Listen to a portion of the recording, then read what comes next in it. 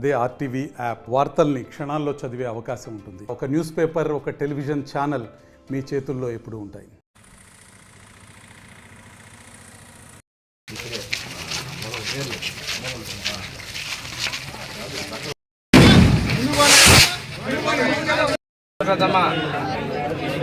డబ్బులు ఎంతమంది ఇచ్చారా?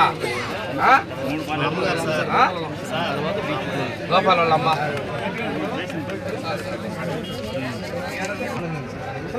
డబ్బులు ఎంతమంది ఎవరికి లేకపోతున్నా ఇప్పుడు చేపలు ఏట వాళ్ళు కూడా 20,000 ఇచ్చారా? తెలుసా? తెలుసా ఏటకి 20,000 ఇచ్చారని?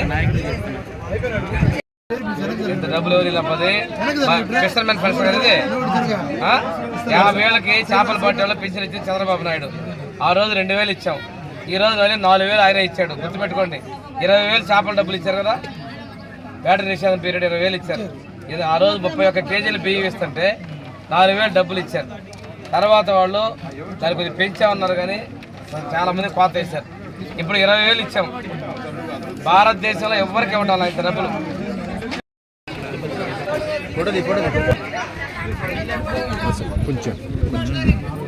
చెప్పమ్మా 6,000 ఇంత పెద్ద డబ్బులు ఎంతమంది ఎవరు ఇలా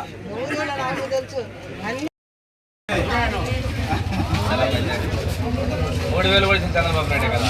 500 నుంచి 3,000 చేసింది ఆయనే. 2,000 4,000 చేసింది ఆయనే.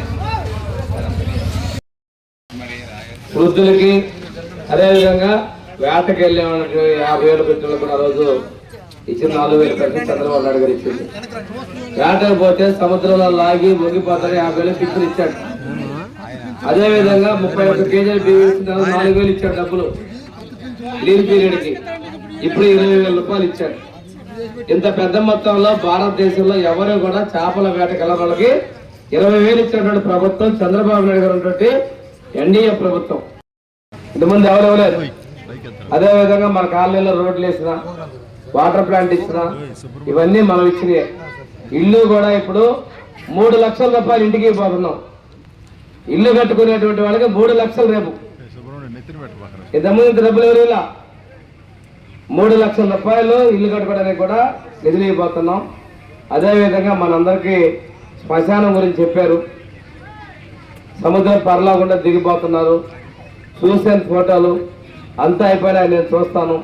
వీలైతే చూసి దాన్ని మంజూరు చేపించి బ్రిడ్జి కట్టేదానికి కూడా నేను చర్యలు తీసుకుంటాను.